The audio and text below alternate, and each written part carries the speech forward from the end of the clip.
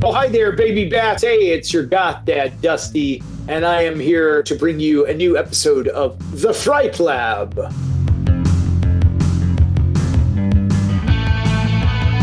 Welcome to the Fright Lab. I'm Lucas Yoakum. Manning the ones and twos tonight is the one and only Joseph Friend. But ladies and gentlemen, perhaps more importantly, we have a very special guest. A returning guest, the one, the only, Dusty Gannon, a.k.a. Goth Dad. Oh, hi there, baby bats. How's it going? Good to be back, guys. How are you? What were you thinking when you agreed to this a second time, sir? Self-abuse is good for the soul sometimes, I guess. What a Protestant answer of you, sir. Yeah. So, flagellation, you know. So as I was thinking about us doing a second episode together, I started kicking around my movie critic brain. There's always, with a sequel, there's always a subtitle, right? It's never just Die Hard 2. It's Die Hard 2, Die Harder, right? So I want to kick around some titles with you real quick. I was thinking about what we could call this episode. So here we go. I'm going to throw some at you. Just tell me what you think. Dusty Gannon 2, The Gannoning. Okay. That's pretty good. I think you got better, though. Okay. Goth Dad 2, 2 Goth, 2 Dad. That's good. I like that. All right. One that I think will appeal to you, Hellbound, Dusty Gannon 2. That's pretty good. Okay. I do like the early 2000-ness of Goth Dad 2, 2 Goth, 2 Dad. Right. That feels like a very 2004 movie title. Okay. Or Goth Dad 2000. Yeah. Oh, that works. Okay, we've got one that's a little more 1980s, Goth Dad The Revenge. Okay. Yeah. Okay, and now the wild card. Fur and Loathing in Atlanta, a gothy journey into the heart of the pet rescue dream. That's pretty good. But I'm in Athens, so you'd have to correct that. Okay, fine. Athens it is. Fine. Yes. All right. So, we'll As your attorney, I advise you to listen to this Cure album. Which one? All of them. All of them. Okay, so we'll. There's a few you can skip, actually. Yeah, there actually is. We'll get into that another time. Mid-90s. Mid-90s. All right, so a lot has changed for you since the last time we talked, which for fans of the show is back in October 2024. Vision Video sadly came to an end, but in the interim, between now and that point, you have gotten married, began working on your presence as It's Goth Dad on YouTube, etc. You started painting Warhammer 40K figures, assisting in cat rescue, and announced the start of your new musical project, Dusty Gannon and the Agonal Gasps. What I'm saying here is you clearly don't like to rest on your laurels. No. And one other correction, just for my nerd street cred. I'm a 40K Warhammer guy since 3rd edition, so 1994. I'm leaving now. So I to be full disclosure, open book honest, I have not played a single game of 10th edition. They're almost on 11th edition now. I got back into painting a couple years ago quietly, and then I've sort of been yes, I am actually a giant fucking dork. The closest thing I've come to 3rd edition Warhammer 40K would be Mech Warrior 3 circa 1998. Oh, that's 10 times more insufferable, man. I'll do you one worse, is that I tried playing 40K years ago. I knew a guy, not a very great human being, but he had an impressive collection of Warhammer figurines. That sounds like a very important detail. The less said, the better. Yeah. That's actually a very common theme in the Warhammer community. As it turns out. Shitty guy, great models. Yeah. But so we played a few games, and I found the actual tabletop game to be fucking insufferable. It is one of the most convoluted, ridiculous rule sets. But I've recently, in the last 2 years, fallen down the rabbit hole of Warhammer 40K lore-based video games. I have spent games are great. I have spent an absolutely absurd amount of time on Darktide, and I have a buddy of mine who's trying to talk me into Rogue Trader. So, Rogue Trader's fantastic. I'm sitting right here, dude. You can say my name. Weirdly, you're not the only one. So I am mere days like you were talking about how there's bad weather in Athens right now, and there's been bad weather here locally. Yeah. I am one snow day away from starting to play Rogue Trader, and I'm terrified of the moment it happens. Is this a bad time to tell you I've already made a Steam account for you and bought Rogue Trader? God damn it, it's Joe. ready to go for you? God damn it, Joe. Look at that. No, it's You'll love it. It's not super sweaty. It's not like crazy, like thick, terse rules. It's pretty digestible. And I will say, like remembering 12, 13-year-old me reading fucking like third edition rule books and then reading them now, I'm like, oh, they've really dumbed this down. Like the tabletop game is dramatically easier now to wrap your head around. It's mostly now like there's just so many fucking character rules. Like it's just a matter of like keeping an app or your like I like the physical cards. Yeah. So I've been like prepping, like I'm getting like some stuff ready to go play this year because now that I have like a bit more time on my hands, I've been getting there's actually a pretty good community here in Athens, and you know I found that like just having these physical cards that they make is like super valuable because I mean at the end of the day it's like these are rules that a lot of them are rules you can kind of play whenever or in certain conditions, but you have to know that, and that's the hardest part now. It's just being like, oh yeah, I can do this now. And it negates this thing, and you just get like trounced by like some 14-year-old that like mega mines the whole fucking rule set. But that's fine. Like, I mean, to me, honestly, I get way more enjoyment out of like the antisocial part of the game, like just painting and like reading the rule books and like, you know, Scarlett got kind of into it, although she has not like painted a single model because she's like scared to. I'm like, you just gotta do it. You just gotta do it. But yeah, like it's just cool. Like I love it because it is like, to me, the lore is still really fascinating. Because I mean, when you look back to the inception of it in the 80s, when they really started to form it like into a proper game, like it was a straight up satire of like Thatcherist fascist policy. You know, I mean, there's just a bunch of British dudes being like, there are no good guys, and you kind of have to be like, who is the least shitty, and like who, you know, who, like where what flavor of terrible fascist authoritarianism do you want to be under or whatever. But I just, for me personally, like when I sit down to paint a model or whatever, like I just get like my brain just shuts off and goes into that moment and that very tactile observation. And for like just like PTSD and all my broken brain bullshit, like it is amazing how efficacious that is for me. Like there is there's essentially like that and exercising and playing music are the only things that like shut off the noise in my brain. So I just love it. And it's just cool. It's like a new artistic thing that doesn't have to be like monetized or like made into anything other than what I want it to be. Like, and there's no rules, like, you know, I like outside the game, like as far as painting, like if like I've made some cool shit where I'm just like, you know what, like I'm painting this big Nurgle.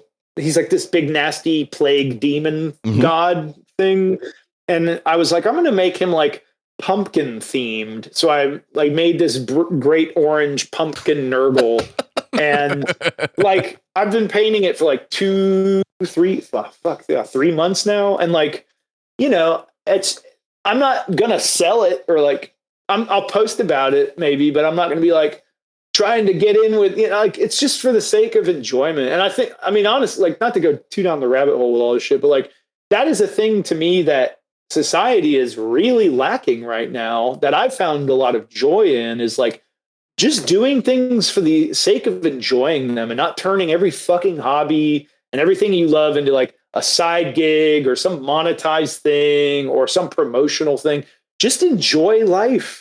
Because I got away from that for a long time. Because, you know, don't get me wrong, being a musician at full time is a absolute blessing by the universe. Like just the fact that enough people went, oh, that I like what that guy does, to a point where I could tour and make music full time, it will never be lost on me how amazing that is. But it changes when you have to promote that shit all the time, and you have to do all this dumb shit you don't want to do that has nothing to do with being a musician. That has nothing to do with that. You know, these guitars, they end up being like a thing on the wall for a while because you got to make all these fucking videos. You got to do all this stuff. And anyway, I just think that like, I don't know. I think that's one of the most toxic things of like social media and the internet is that it's forced us to just sort of look at life, which is so finite and so precious in our time. And it's like, how you gonna make money off that? And if you don't make money off it, then what the fuck are you doing? It's stupid. It's such a devil's bargain, right? Like I think about my love of horror movies, right? I guess it was right around New Year's Eve, Christmas time. I sat down and I just caught up on a bunch of movies that I hadn't seen. In a span of like 3 days, I watched Sinners, I watched Weapons, and I watched Death of a Unicorn. 3 movies I had been just meaning to sit down and watch and just hadn't gotten to. And it was so weird at the end of those movies going like, oh man, that was great. I really enjoyed watching those.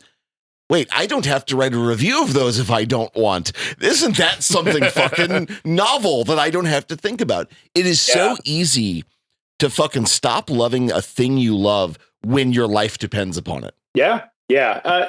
And I think you have to like find the magic where you can when you become beholden to it. Like for me, as like, I've been pretty open about like my complete disdain for the music industry. Like the amount of like sycophant glad hand bullshit that you have to deal with on any level, like when you are at all successful is crazy. Like people will act like your best friend to your face and then stab you directly in the fucking back the second you turn around for the tiniest amount of money. And it is so, it's like, what are you doing? Like, it's like disgusting to me. But to me, the magic is twofold. Like when you write a song and you find that aha moment with it, where you're like, fuck yeah, like there it is. That's the thing that I've been like missing. That melody was buried and I just changed, the keys part and it like opened up the melody or you finish a track and you're like, wow, that's amazing. And also when you're playing them live and you see people like really responding to it and like sort of putting their phone away and like just being in the moment and having a real genuine like connection to what you're doing. Cause that to me is like the whole point of it is like, what is music? It's a form of communication. It's art-based communication. Cause I'm trying to tell you something or make you feel something. And this is the medium. So you have to kind of be in that moment to fully consume it, I think, whether you're at a show or listening to it on a record, but like that to me is like magic. And I always try to be like very aware and like mindful of it when I'm playing shows or writing music. Like I have like kind of a thing where I like remind myself like there's only so many times you're ever gonna do this, like from here on out. So fucking enjoy it, because one day there won't be another. You know what I mean? Everything ends. So the preciousness of it like reminds me. But after that, though, you're like, fuck everything else. Like, this is all kind of a nightmare. Absolutely. You mentioned the finite amount of times, and that's an interesting perspective for me because, I try to approach really anything to just enjoy it, because, I'm aware that there's a finite amount of times, but part of me doesn't want to count, So when the band gets... I don't want to know. Exactly. So... For me, like when the band is playing, we get 4 pretty solid gigs in the summertime, 2 weeks apart. You think, man, this is great, having a great time. I still get nervous before I play, and I never want to not get nervous. If I'm privileged to play music on my last day on this planet, I want to be nervous before I start, because the day I'm not nervous is the day I'm not having fun. But then you have that physiological reminder of, hey, holding your arm in this position for basically 4 days straight. Yeah, that pain that you're feeling, you need to get that checked out, because you got to take care of yourself or you won't be able to do this thing. So being able to do it is not just the mental release, but it's also like an everything, that euphoria that you get, man. Absolutely. Yeah. And unless you're like, The Cure or U2 or whatever, where you're being flown to and fro and then just like handed a guitar, like you're in a van. and you're fucking stuffed into that van with other people, and it's uncomfortable. And like, yeah, I mean, like, I'll be 40 this year, but my body is like 55 probably because of all the military and fire department abuse and now rock and roll abuse that I've put myself through. And like, I mean, I stay in shape solely for the purpose of tour now. Like if I were not in music, I would just like be the fattest man in America right now because I love to eat shitty food and I like to drink whiskey and like whatever. But I know that I still have to remain like really physically fit right now because like my back is fucking destroyed from the military and the fire department. So if I just like lapse for a short amount of time and I go on a month-long tour, I'm sitting every single day, sometimes for 9 hours a day, like it's a nightmare. And I know it because I did that at one point when I first left the fire department to do music full time in 2022. I like kind of just was like not focusing on staying in good shape. And like I was barely able to fucking walk after one or two tours where I was just like, dude, I was in like, not exaggerating, like 7 out of 10 pain all of the time for about 6 months.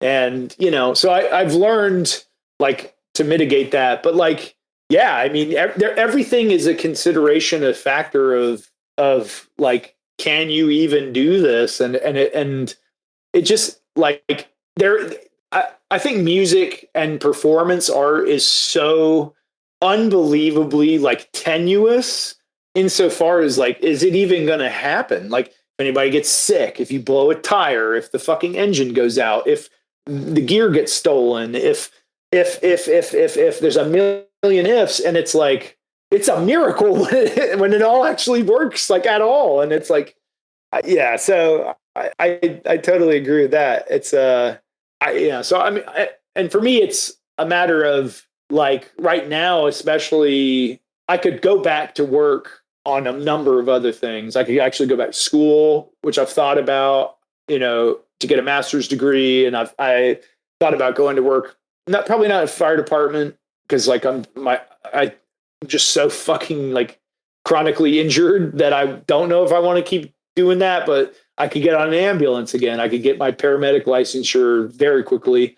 You know, there's a number of things that I could do, but for me right now, it's like use the platform and like use it to make people understand like why this shit that's happening in our country is fucking wrong, and that you're not like without agency. Like, you know, we need protest music, we need activism music, we need art that makes people stand up and be like, there's a better way to do everything. And we are the greatest lie that was ever sold to any human being was that, you know, these things are too big for you to handle. Because yeah, maybe as an individual, but collectively, no fucking chance. And that's where my every waking interest really is right now, is like, how do we stop fascist fuckers from doing fascist shit? And as so eloquently spoken, I know, but like, you know, but it's like, I mean, I keep having this thought every day where I'm like, man, it's been 12 years. No, how many years? Fuck me. Yeah, 12 years since I was in Afghanistan. And it's like, if I knew what was coming, I would have been utterly repulsed even more than I already was at the fact that whole thing was a fucking failure and a big lie and a money laundering operation, you know. And it's just like this whole situation feels like a center of gravity that is just sucking me in like a black hole that I can't escape from. And I don't really want to either, though. You know, I'm giving myself to that because it has to happen. Like, and there's so many people that like, you know, exist in like alternative spaces that are like fucking utterly silent about what's going on. And I'm like, dude, why are you not using your ability to speak out on any level? Not that everybody has to be an activist, but like, just let people know that you stand on business and be like, yeah, fuck you. I'm like, fuck this cult bullshit. Fuck fascism and this authoritarian, unfettered, hyper-capitalist shit. And that's a bare minimum. You know, we can all do that. Anyway, now I'm ranting now. No, it's fine. No, you bring up something interesting because I'm thinking about when I first like kind of tuned into what you were doing musically. I was fucking around on TikTok one day after work, and I come upon the Goth Dad thing, which I hung out in goth clubs, so I thought it was funny, and I'm a Midwestern guy, so I appreciated the old high element of it all. But the first song I ever heard from you guys was Kandahar from Vision Video. And I was like, fuck me, man. Okay, political goth. This is cool. I am on this. And, kind of resultingly, you and I have chatted a handful of times. We've been in the same room more than once, but we've been digitally in the same room more than once. I'm thinking about this kind of transition. Like, the last Vision Video album was much more political and much more social, I would say, because there are songs in that album that are definitely personal commentaries on a greater kind of social condition. I always go back to Stay, which was for me like again, having known a lot of people who've been through what that song was talking about, I kind of having personally dealt with some similar stuff, I understand. And then like looking to the single that you hinted to coming out here in tomorrow, the day after tomorrow? What day is it? Fuck, what day is it? Not like in a couple hours. 3 hours from now. 3 hours from now. Technically, it's already out right now on Bandcamp, because that's my whole thing now is like, fuck all these streaming platforms. I'm going to release my thing a day early on Bandcamp, and you can buy it for like $1. You just made Joe very happy, by the way. He's a Bandcamp guy. He absolutely. Really but so anybody that makes Lossless FLAC available is the absolute best possible everything. But so the single that you're releasing, which I feel very lucky because the last time you and I actually chatted was the day of the release of Modern Horror, and somehow or another I've pinned you down 3 or 4 hours before the release of Dusty Gannon and the Agonal Gasps Hold Fast. So, by the way, the song is great. We both love it. I think it's very well in line with your thing. Obviously, like elements of that song are gonna sound a little Vision Video because it's you and it's your work. Yeah. But there was a couple other things I picked up on it. Not maybe not lyrically, but sonically. Yeah. It has all of the elements that we would expect, but there's kind of almost a heavy metal element to some of the guitar. And, and there's kind of an industrial, I don't know if it's the production or the rhythm or what, but it feels very cold and very synthetic in the way a good industrial album sounds. Can you talk about what some of the creative decisions there or what you were thinking about with that? Yeah, so this is the first time I've ever produced my own song. I mixed and mastered it, and I learned a lot. Like, I still feel like I have no fucking idea what I'm doing, but I learned a lot about that process insofar as just doing it.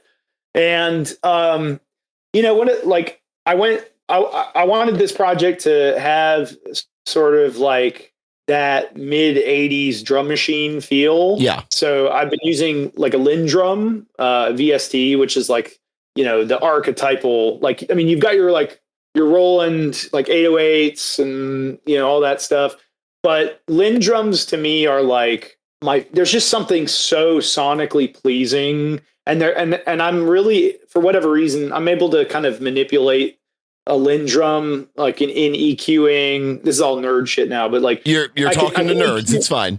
Yeah, I know. So I can EQ all that to make it sound exactly how I want to, and just getting it in this pocket, Linn drums just felt right. And I wanted to kind of, like Vision Video was like one of the staples of Vision Video, in my opinion, was like amazing drummers. Like, Ryan Houchins, Jason Fusco, they were both unfucking real drummers, and they're really good. And I don't think this is a slight against them. And it's because it's not from a place of malice or anything, but like those two guys, like, I don't think they like truly get post-punk drums, because they're like, Jason was like a straight up punk drummer, and Ryan is a very, very technical, like, he's kind of, he can do anything.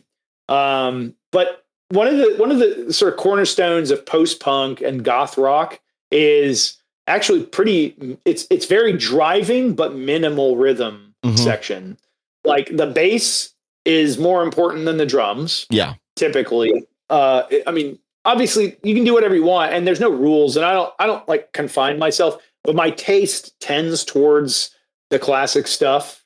And, you know, when you listen to a lot of that stuff in the mid 80s, like, you know, I've been listening to a shit ton of the Three Johns, which is a punk band from Leeds.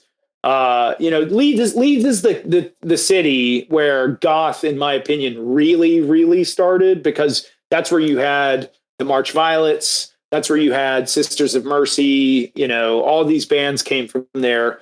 But like the Three Johns was a band of guys from Leeds also around that time, the early to mid 80s, where they were kind of more punk, but they had a drum machine, which is like heresy for a punk band. Very weird. Yeah. But like even when you like, if you ever get a chance, listen to their live record. It's live in Chicago, the Three Johns. It's amazing. And they joke around a lot in between the songs. And they're like, we're the punk, dark, anarcho, goth, rock, punk, metal band, you know, like, and they're just fucking around because they were referred to as like everything under the sun. Because you hear the goth, you hear the punk, you hear metal, even you hear all these different things, but they were really ultimately their own thing.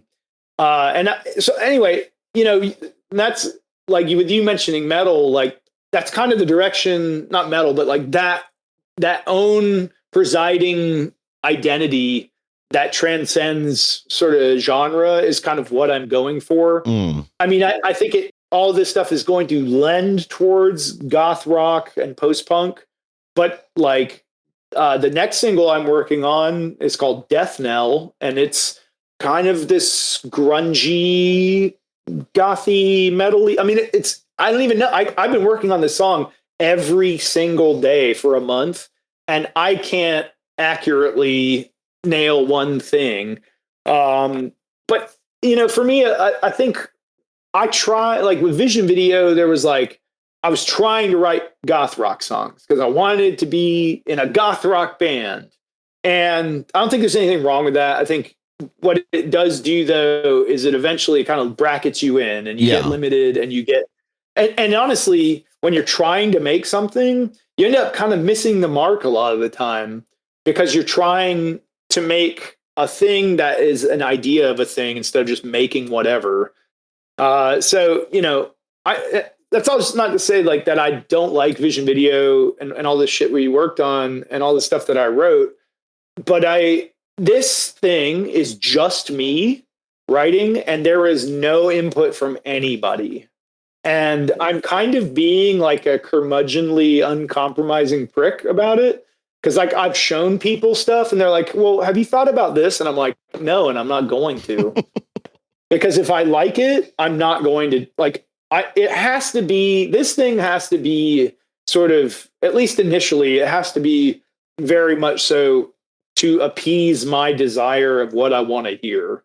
And I'm not going to make compromise. I'm not going to like placate, like a sensibility to sell more songs or to make it sound a certain way to be more pleasing to a certain audience. You know, I'm really taking my time with this music and really just sitting with it and being as objective to myself. Because if I like it, great. If I don't, if I have any hesitation, it's not done yet. So with Vision Video, there were other people in the band, and I wrote like 90% of the, you know, that's the core of the song. The lyrics and the guitar and the melody and like the vibe of the song was kind of written by me, but it was like, okay, after that, okay, you guys write your parts. And then there's like, it's a democratic process of like, well, what do you think? What do you think? And you make a lot of compromise. Sometimes that lends to magic. But sometimes it like, I mean, I won't go down this rabbit hole, but there are songs that I do not enjoy because I think that they got kind of fucked up from that process. And but that's being in a band. But the magic of technology is that it allows people to write and produce and do all this shit. Like this is where I do it right here, looking at this fucking computer screen all day. So yeah, this thing is sort of without constraint, and that is amazing. It feels so cool to sit down and just start fucking around, and then I find a melody or a riff or whatever, or I hear something in my head and I sort of transcribe it out, and then I just build. And I have a folder smacked full of probably 100 ideas right now, and 90% of them I'll never do anything with because they're not quite good enough. Like it doesn't capture this thing within me that goes, yeah, that's cool. But that's like, in a way, as much as I hated having to put Vision Video in a grave and all that and move on, I am so grateful that I have enough savings right now, just enough to kind of get by until I can get on the road again. Where I have this cool space to like breathe. And one of the things that I keep seeing so many people saying is like, where's all the good music? I'm like, well, there's two problems. Number one, there's so much being created and pumped into the internet that it's just hard to find the good shit. It's out there. But number two, everybody is at least in the US especially, is in this like rat race, fucking just utter hyper capitalist system of music industry, where it's like, you got to be putting something out every 6 weeks. And if you're not doing X amount of videos on TikTok and all this other bullshit, then nobody's going to care, and blah, blah, blah, blah, blah.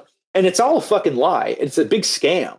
It's a scam to get you to use these platforms and these apps and all this bullshit, when in reality, you just need to make real art that connects. But that's the problem, is that art that's good, in my opinion, takes time.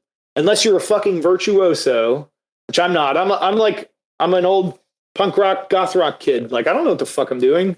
I pretend to know how to play this shit. People are like, what note is that? What chord is that? What key is that? Can you make tabs for this? I'm like, dude, I barely know how to play these songs, but I know how to play them barely perfectly, if that makes sense.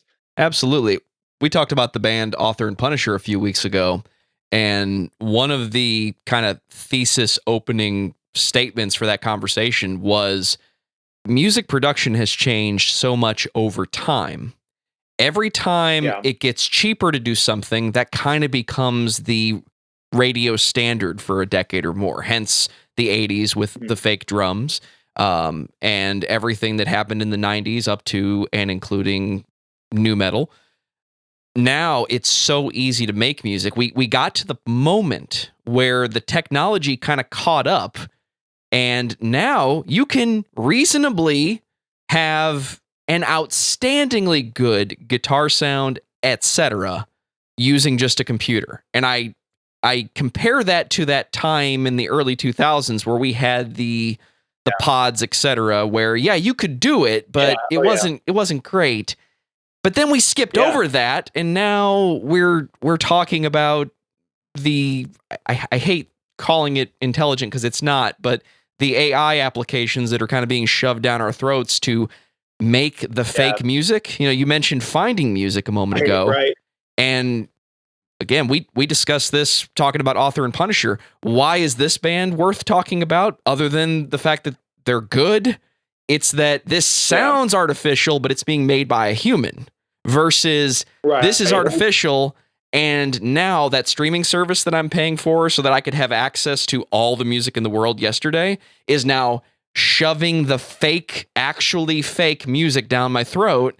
And it's tuning me out. Now I'm ignoring it. Now I'm going to quit paying for it and go back to trying to find real music made by real people, which I've never stopped doing. Well, but we've kind of shot ourselves in the foot. Everybody in the industry wants you to keep paying that recurring subscription cost, but now they want you to do it for the fake music that doesn't actually cost any money to make. And that's where we're all going to sign out, I think. It's the only reason why I still have a Spotify subscription is because, like, I, as an industry, like, access thing, I kind of have to like interface with that platform. But, like, my wife Scarlett's, like, she's canceled hers. Like, she's using her iPod again. And I think, like, that is what's going to happen.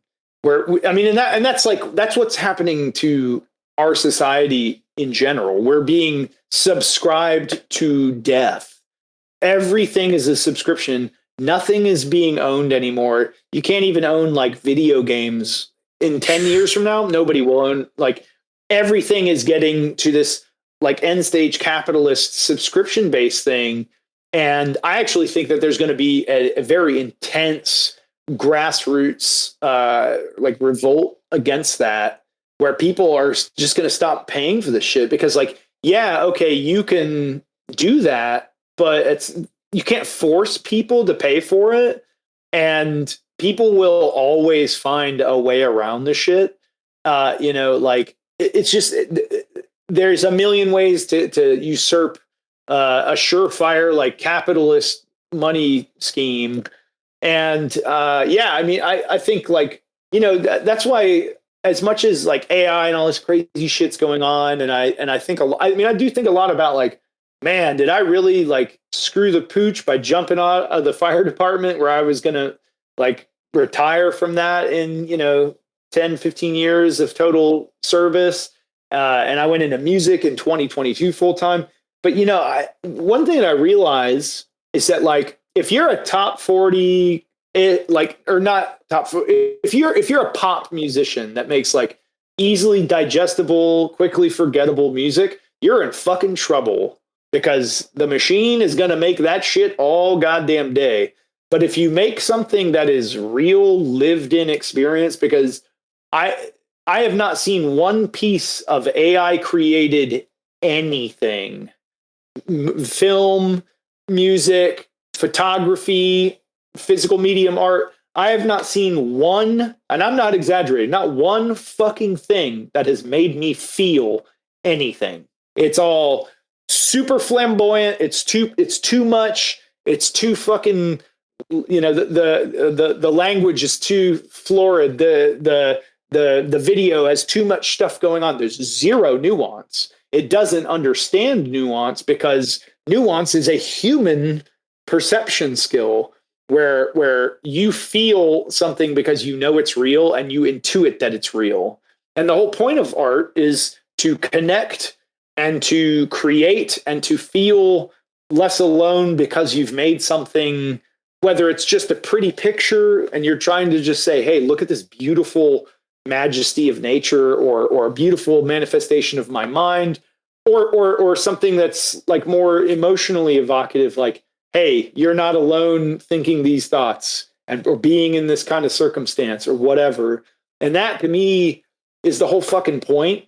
And the machine will never do that, because the machine cannot feel, at least in its current manifestation, and it can't go on a stage and look into the eye of another human being and see them go, this song is my favorite song, and I fucking love this because this song, it can't get, and even more so, it can't get off that stage at the end of the show and go, hey, it's good to meet you, thanks for being here. And then that person goes, hey, that song saved my life, or that song means the world to me. And that machine can't go, yeah, cool. It's just crazy. It's like we've reached the uncanny valley of what art et al. Can be, because now we're trying to turn it into a mathematical equation that can be replicated without any effort as cheaply as possible and be maximum profit. And that said, the human condition, despite our best efforts, cannot be broken down into a simple or complex mathematical equation. There is too much X variables going on there that, me personally, I want to skip to the end where, okay, so what do we have to do different tomorrow to demonstrate that what we're doing is being done by a human? Great. Now everybody who already has a camera in their pocket via a cell phone can now just start filming themselves, writing and recording music. And then when you buy that record, you get your behind the scenes documentary. And we're back to the early 2000s when DVDs of behind the scenes were awesome. Well, and the funny thing is, to me, like, I'm no one's Luddite, but I'm no one's quick adopter of technology either. And I find myself like, I'm so fucking frustrated with the presence of AI in art of any variety. But I also, I think I still appreciate that kind of early promise of the internet, right? I was fucking around on Threads like 3 months ago, and somehow into my feed shows up a singer-songwriter from, I believe, Singapore named Gone Moon. And she's doing this wild, like, gothy trip-hop thing. Kind of reminds me of, like, early Sneaker Pimps. It's so good. Ooh. I have been bumping that album for months. And it's just send that to me later. Oh, fuck yes, dude. No, you would. That sounds amazing. You would love it so much. I cannot say enough good things about this woman's music. And I shared it on my social profile as the Fright Lab. Like, you guys need to stop what you're doing and go listen to this. And what I thought was so funny about it is, like, I'm standing in front of a local sandwich restaurant, getting ready to eat a sandwich and go see a movie with a buddy of mine. And here's this poor woman in Singapore going, "Who the fuck is this?" But she was very like, "Oh, thank you, man. I really appreciate it." So on one hand, I see the promise of the internet that some weirdo guy in the Midwest who talks about scary movies can be really, really impressed with some music from literally across the ocean and share it in a heartbeat. And I hope if she gets 5 listens off of that share, then fuck it, man. I've succeeded in helping spread the message of good music. But at the same time, you know, I found myself screwing around because I used to do a lot of visual art. I used to do a lot of like kind of modified horrific photography is the only way I can describe it. And like, I'm very bored with how good cameras have gotten, which I know sounds like it's such a first world problem. I understand that. You made snuff films? No.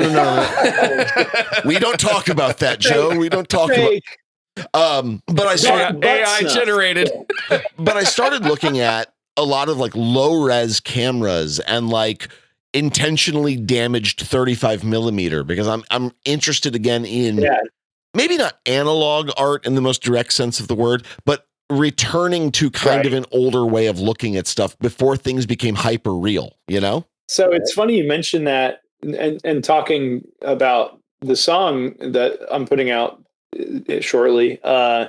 So I made a kind of a bold decision and I was like, this is either going to be really appreciated or not so much.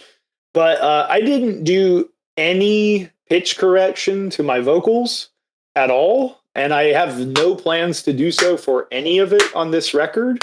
And it's raw. I mean, it's not perfect. You know, there's pitchy parts, but my whole thing now is kind of like what you're describing with the cameras is like, I want to take a more, I'm not going to call it like the Steve Albini approach because like his whole thing is like, just put mics in the fucking room and record the shit and make it, you know, and I can't because it's just me. But so I have to use the computer and I have to do it like procedurally. And I'm not like technical enough of a musician to get it like listenable and like something I'm proud of as far as the instrumentation. But like everything I'm trying to do is like I'm recording. It's sort of a hybridization of like old and new, where like I'm using Ableton and I'm like recording through that software on a DAW, like you know everybody does now. But I'm recording through a solid state Logic interface, which is like SSL is the company. You know, for those of you who don't know, they made a lot of the old soundboards in recording studios, and they're crazy fucking expensive. Like these are like some of their boards are like 6 figures expensive, you know, and obviously I don't have that. So I have their SSL USB 2 Plus. It's a 2 input SSL board, and it's like they're like $200 or something, and it sounds unreal how good it like. There's a 4K mode. There's like a 4K boost where it adds this like weird analog warmth to everything. It's basically like a simulated preamp. Yeah. But I'm recording my guitar straight through this into Ableton, like loading up, you know, I've got like some Waves plugins for my guitar and I'm loading it up and I'm making it sound where I want it to sound, but I'm like nailing this like vintage guitar sound that I would, I mean, like I could definitely spend 70,000 or whatever if I had that money to go record the shit in a really amazing studio. And I've been like, we recorded like, I'll compare it to like Modern Horror, our last record, right? We recorded that with Ben Allen, and that was like crazy expensive. Ben Allen is a Grammy Award winning producer. He is incredibly accomplished, and he gets like all kinds of music. He's done Erasure to Christina Aguilera. Like he's done it all. And we recorded on like when I did the guitars for that record, we recorded on like vintage, like AC30s, and like, I don't even remember. We did all sorts of crazy shit with the guitars and that. I don't have that. I do have an AC30. It's a modern one, but like, I don't know how to mic and do all this shit. So, you know, everything that I'm doing though is like very raw and very like not doctored and imperfect, because I think that like AI, and not even just AI, but like all art in general right now is going through this like really rough patch of like hyper perfection, and everything sounds and looks and feels so sterile to me. Even if it's like gritty, it's like that looks like a million things that I've seen already, or it just doesn't have this like gravitas that I think the human spirit imparts when you're just doing the fucking work and putting, you know, yourself into it and not worrying about perfection. So yeah, I mean, I that's kind of my like method with this, but it's going to change a little bit because, well, probably. So the cool thing is, and I don't think he would have an issue with me saying this because it may or may not work out. We're going to see, but I'm probably going to be working on Nick Benson's movie to do some music for it.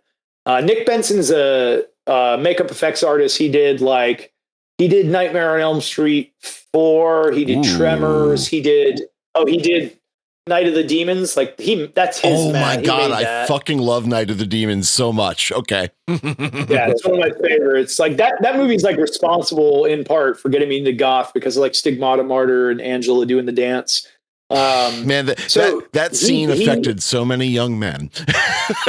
Oh, that shit. Yeah. That was like a moment where I was like, oh, whatever this is, I'm into that. So, but like Nick's really cool. And, we've been friends for a while. Cause I did his podcast like 2 years ago. And we just hit it off and we stay in touch. And he called me a couple weeks ago and he was like, hey, I'm working on this movie that I wrote. It got funded and I want you to work with the composer to write some songs. So we get to talking though. And he's like, well, hey man, like I got my studio like rocking and rolling. He just moved a while back, but he's like, dude, I can mix in Atmos, like Sony Atmos. Wow. And I was like, okay. So he goes, you know, just like send me the song that you're working on. So I'm finishing up this new song that I'll be sending to him in the next couple days here once I finally figure out this one part. But you know, like one of the things that I'm going to talk to him about, like when he's going, because I want him to do his thing as a producer. I feel like being a producer is like you're putting magic into it and you're putting your creative aspect to it. Being a producer is like playing an instrument on song. It's just like its own level of that track. But you know, one of the things I'm going to tell him is like, man, at least vocally, there, like don't pitch correct anything. If it's not good enough, I'll retake it. But if it's like glaringly stepping on another frequency or another melody or whatever, I'll retake it, but don't pitch correct because I want it to sound like fucking real, you know? And I think that's what, like my interest in art now with AI and all this other bullshit is like, what is the most genuine, real thing to me? And can people sort of show that it's genuine and real and that you just didn't like type in a bunch of bullshit and spit it out at me? You know, that's where I feel the most connected to any art form. So with just kind of as a sidebar with, you know, you producing music through your own work as well as with Nick Benson, is there a plan for a full length new Dusty Gannon Agonal Gasps thing? Or are you looking right now at producing a lot of singles and maybe cohering them into something? Yeah, I think right now, just with the industry landscape and like me having to kind of start over like from scratch, essentially.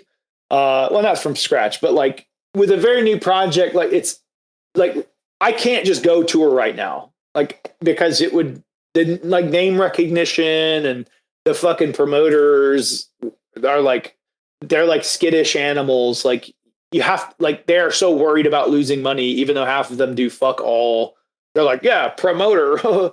You're like, cool. Yeah, I'm sure you did a lot to promote, but and you're going to take like 50% of the door, which is wonderful. But anyway, some of them are very good people, and I appreciate the ones that work really hard. Some of them are just like, yeah, cool. Thanks for the money. See you later. And you're just like, okay, thanks a lot, dude.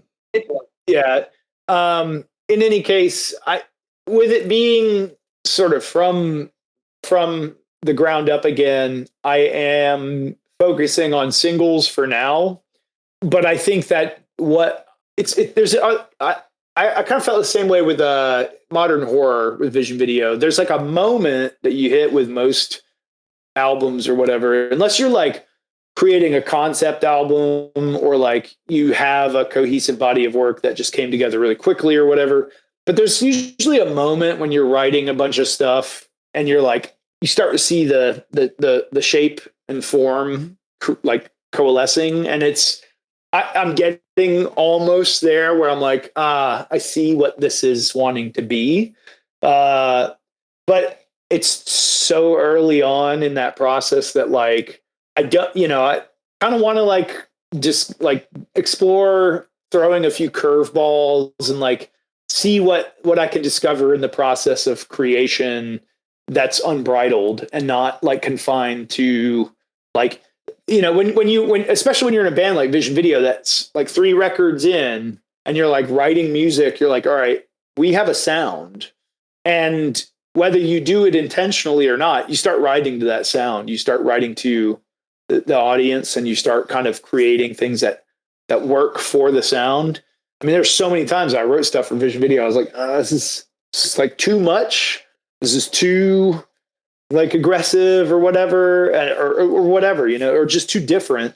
But this one is just, it's like so new that it can just be whatever it's going to be. So I'd like to think by the end of the year, I will have enough singles and then like a slew of B-sides that I can kind of cull down into a very high quality B-side. Cause I'm a B-side guy. Like I like the weird, I like the bizarre, like experimental shit that doesn't quite land for the radio, but it's like, those are the good ones.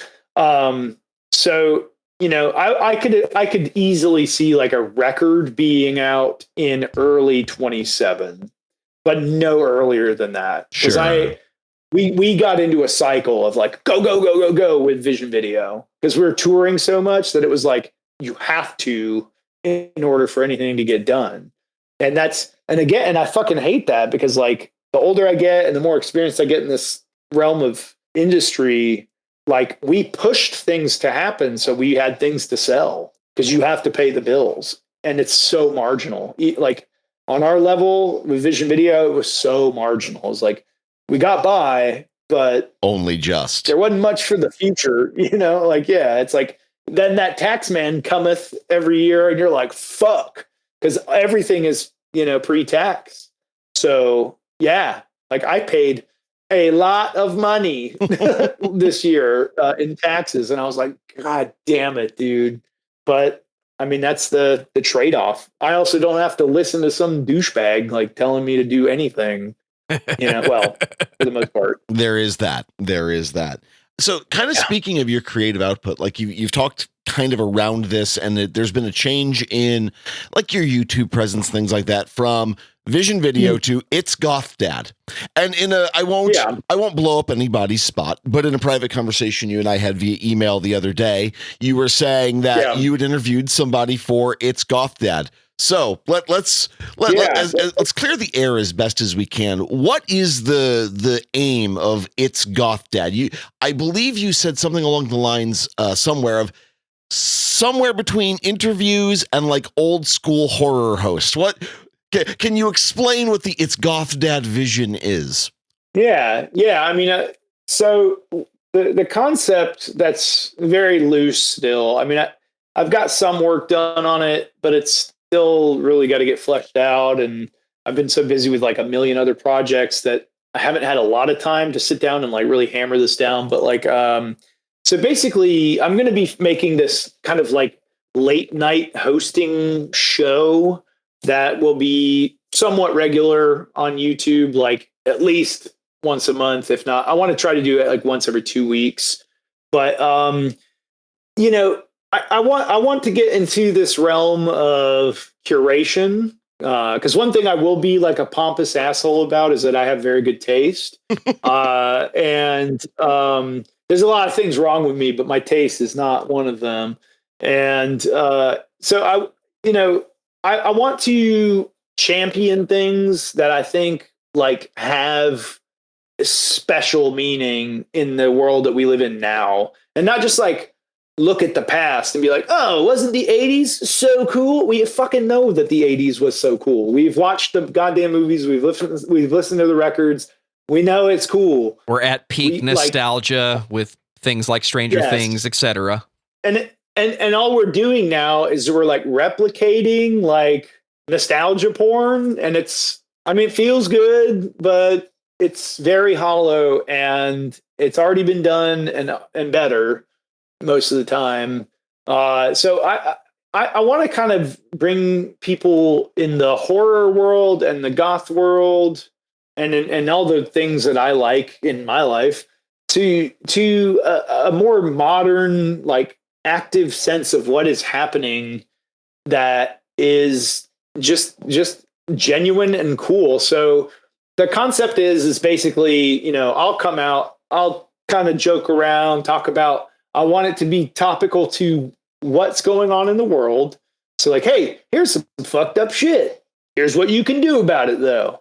Like I want it to be used in a way that affects change, you know, in an efficacious way, and not just like pointing at the atrocity of our time. Because I feel like a lot of people, myself included, we're all kind of doing that right now. We're like, look what they did. Fuck that shit.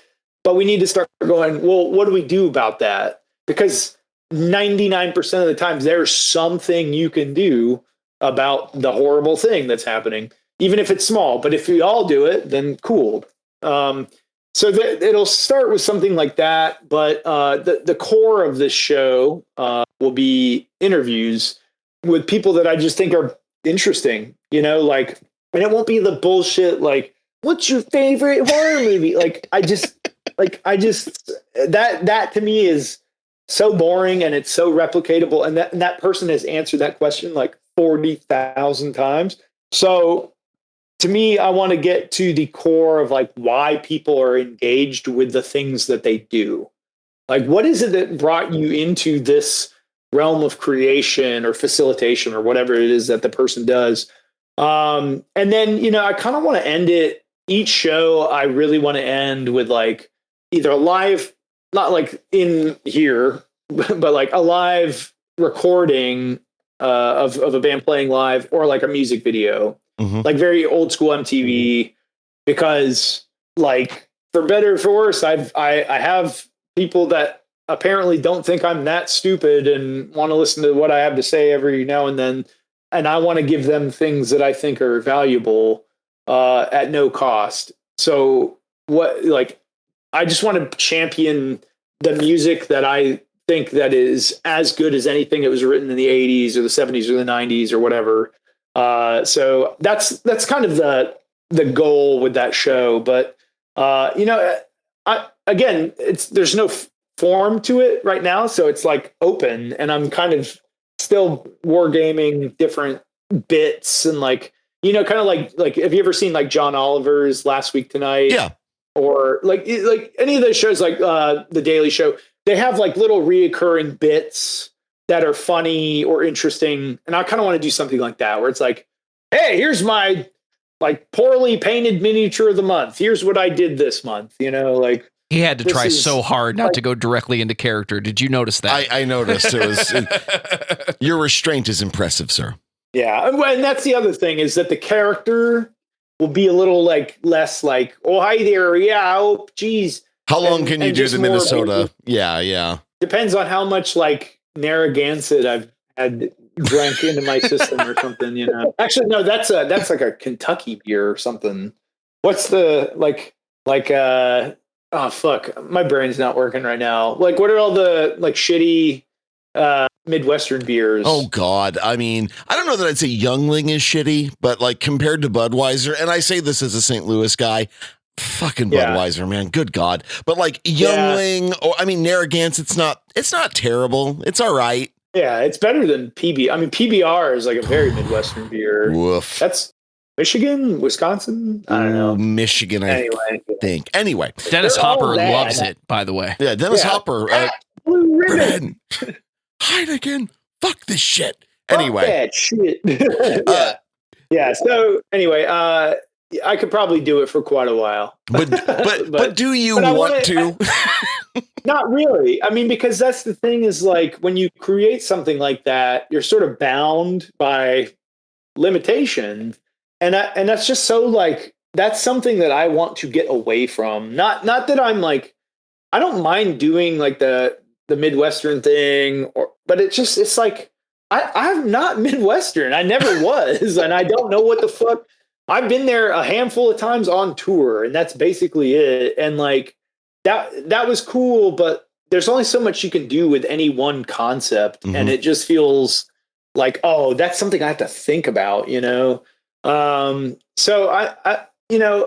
going to let it kind of exist somewhere in like a split difference, like between what it was back when I was like, oh, hi there. Yeah. Oh, geez, God. Like I was really putting it on.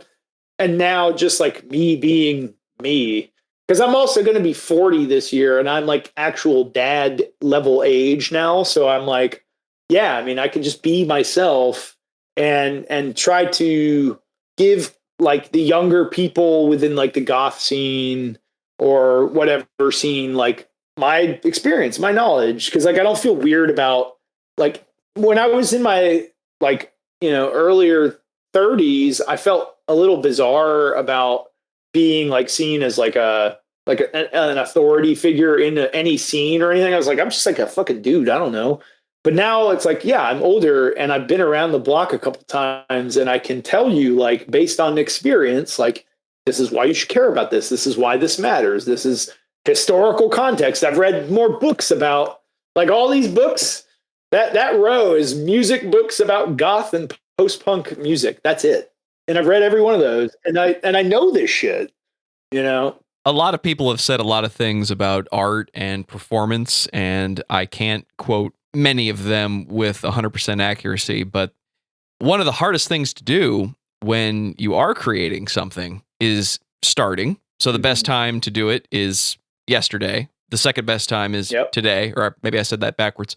But on the other side of that, we have to give ourselves permission then to not get stuck in doing something. George Carlin talked about approval more than once in his life. Why did you start doing this? Well, because I did the funny thing and it made my mom laugh and her friends laugh, and that was approval. And I kept doing the thing, and eventually I wasn't even in my own act. So there is something to be said for, yeah, I'm going to keep doing the thing that I did because I did it. But I also need to give myself freedom to not get totally locked into this one thing. It's like you can't build more tools for yourself if you limit yourself to these tools that you already created. Doesn't mean it can't use it. It just means I want to keep making more out of this or turn this into something that it is today versus just repeating the same joke over and over again. Yeah. I mean, I think George Carlin's a great example too, because he started out as sort of like a dick and fart joke, like kind of crass, whatever guy. Like he was just like, it was the 70s and he was just like saying controversial things. It was like, oh, whoa, he said that, like the 12 words you 7 words you can't say on TV. Yeah. 7 words. Yeah. There you go. And then, but he, by the time that he was almost dead, he was like ripping into the government in a vicious but very real and genuine way that was like, look, fuck both of these American political parties. You're being fucked. Like, this is what's going on. And, I think that all of us in the public sphere of anything have to kind of either totally pander or develop. And I have no interest in just pandering. I only ever want to move forward and to learn and to grow and to create something that does something to make this better. Because there's so much nasty, horrible, awful shit, and I just have no interest in making anything even or not even bad, but just stagnant. I don't know. The last time you and I were talking about this, I had kind of jokingly, and I admit I kind of threw you under the bus with the question, but I said like, well, what does it mean to be Goth Dad? But there's this weird kind of thing about it, right? You were bringing up this idea of curation, of wanting to be like, hey, here's this cool band you may have never heard of. You should check them out. Here's the one video they have on YouTube or whatever. And in a sense, like I was when I was thinking about this conversation, this interview, I was thinking about, well, what does it mean in 2026 to be Goth Dad? And I think in a way we're kind of answering the question in and of itself, right? Like, I don't think my horror podcast or the music podcast that Joe and I do, I don't think it's changing the world, but I think there's someone who's never heard of X band or Y movie. And I can say, hey, go watch this obscure Russian sci-fi horror because it's interesting and it's talking about science and it's fascinating. Maybe someone goes and watches it. Maybe they don't, whatever. But there has to be someone to say, we live in a hyper media saturated world. Like, it is so easy now to find good music that it's become hard to find good music. Yep. Yeah. It's a sea of noise. Yes. Some of it is good. Most of it is truly fucking terrible. And that unfortunate the manner of that is just like, or the nature of that is it's just a matter of statistics, which sucks. But that's where like humans come in and, I think a lot about like when Spotify first came out, it was amazing. Mm-hmm. Like I would find shit all the time that was mind-blowingly good. And it was like, this is incredible because people were curating it. For years now, it has been nothing but algorithms and AI. And that's why you only get things you're like, it's a sure thing. It's like, oh, we know you like this. So here's this. It never goes, maybe, okay, this guy likes goth and he likes post-punk, but every now and then he listens to hip-hop and like, especially late 80s, early 90s. So like, let's give him like Death Grips or whatever, whatever. Yeah. That shit doesn't happen anymore. I don't get if I were to throw on, like I barely listen. I like literally don't use Spotify at all, essentially outside of just like using it to interface with music industry shit now. But when I do every now and then listen to stuff, it's like, it's so like presumptive of what it knows exactly. It's like, all right, here's the Chameleons. Yep. Here's some Frightened Rabbit. And here's like, whatever else. And it's just so, it's like, like eye rollingly, like I got it. That's like my discovery radio. You should be every now and then giving me something that's like, oh, what the fuck is that? That's amazing. Because that used to be how it was. But again, that was all when humans push the buttons and now the buttons are pushing the buttons. And it sucks. But it is also like, while it's depressing, because like you're talking about old Spotify, I remember when I canceled my Spotify 2021 and moved over to Tidal primarily just because the audio quality was better and they're paying artists slightly more. Yeah. But the old Spotify is where I got turned on to like Derudy Column and all of these weird metal bands and this weird folk goth thing from Japan called Asobi Sexu. And there's just all this cool, weird shit. And it is all gone. Like it's so hard now. Like I remember, I guess last year or the year before I got turned on to Shushu.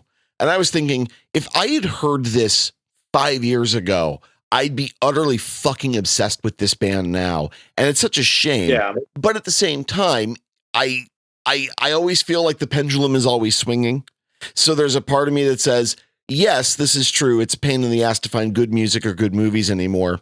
But this morning I was having breakfast with some friends, and one of them was like, I heard about this insane Indonesian horror film have you heard of it? And I went, no, of course not.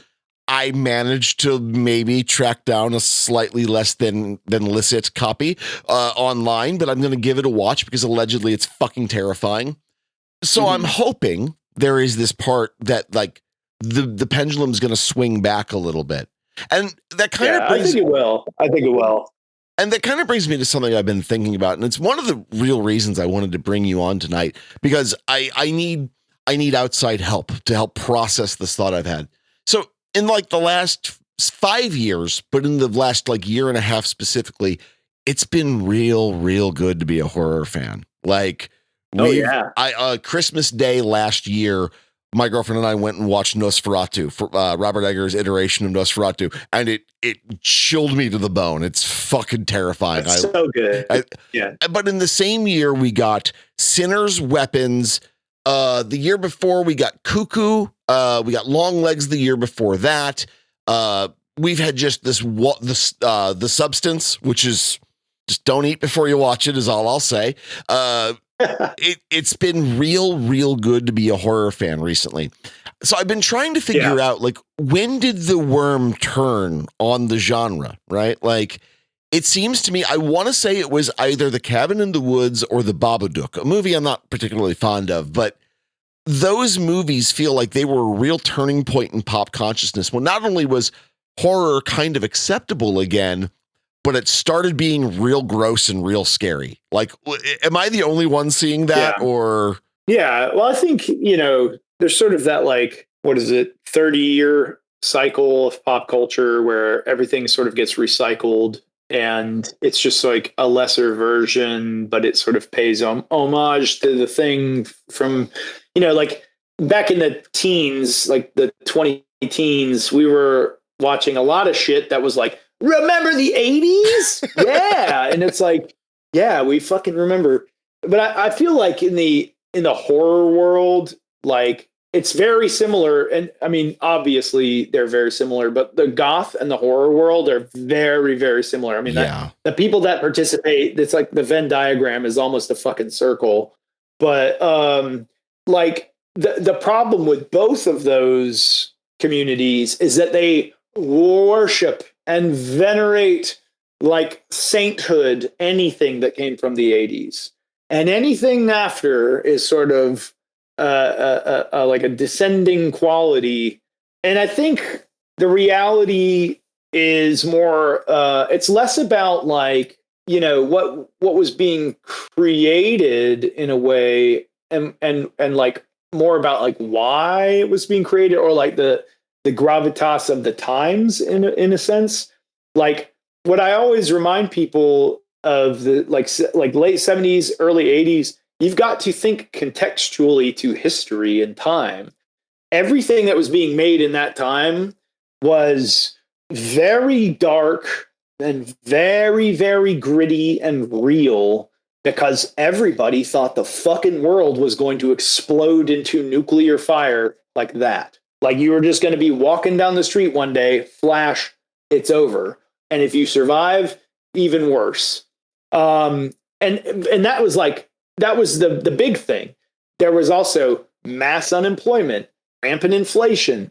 There was, crazy ecological devastation going on. There was, unfettered trickle down economics under Reagan and Thatcher, like in the Western world. There was significant political upheaval going on within the Soviet Union. There was all these.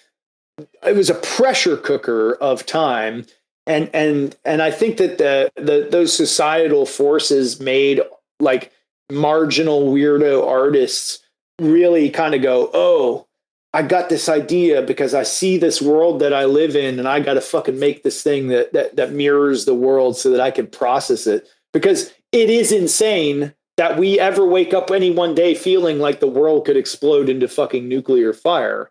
So I think that what has happened is that, like, the Soviet Union fell apart. And I think that pop culture, like you look at pop culture, even in horror and whatever, everything in the late 90s, mid to late 90s, early 2000s, up until 9/11 is kind of like fluff. Like we got into the era of like comfortable, like we're the superpower, everything is good. The economics of the 90s were pretty solid for the average American. Wasn't great, depending on who you were, but like it was okay. And then bam, 2000s hit. You got global war on terror. You've got 9/11. You got all these crazy like government overreach things with the fucking Patriot Act, all this crazy shit happening. And I think it took a long time for culture to like largely catch up to how bad things were actually getting, because we were being tricked. Like, I mean, and this is maybe this is like big picture, like too big a picture, and maybe this is too esoteric, but like, if you were like, say, if you were in the military, things were not good in the 2000s. Like all I did in the like aughts and the teens was train for and then go to war. That is all I did. I trained to kill people. I trained to fight combat, close combat in the infantry.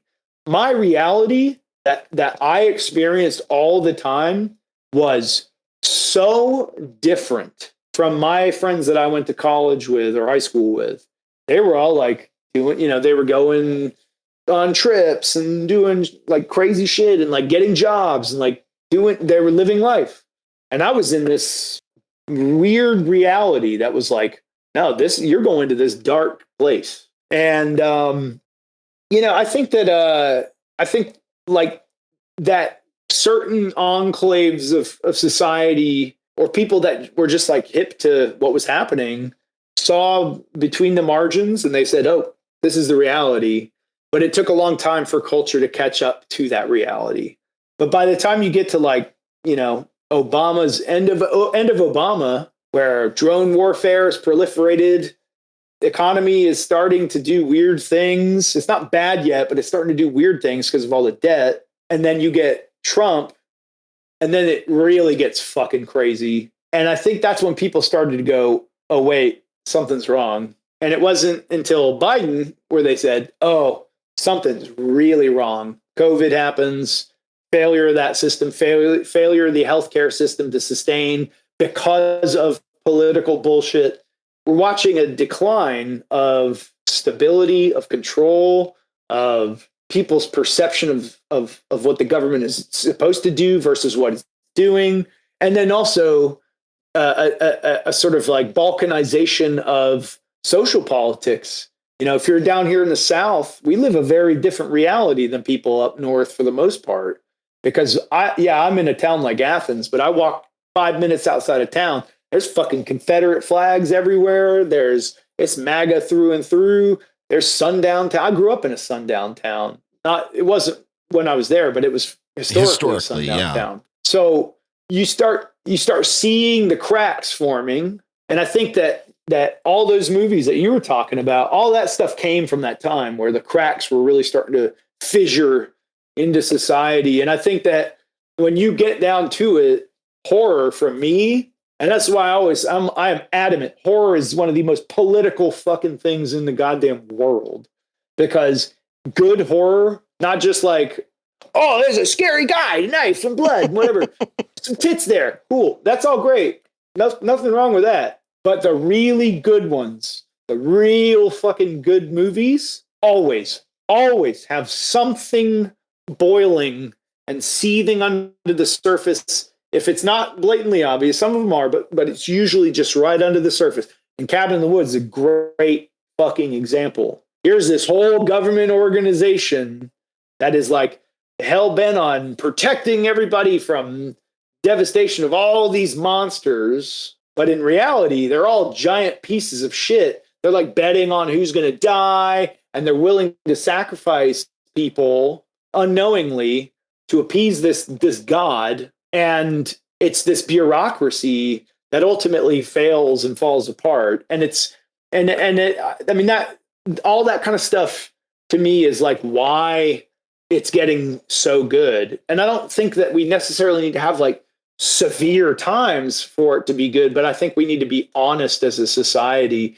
And I don't think until just recently, this past 6 months, I don't think this society in the Western world has been honest. We have, and we are all culpable. I am so culpable for this, but we are all culpable, with very few exceptions of us, that we all got really fucking comfortable.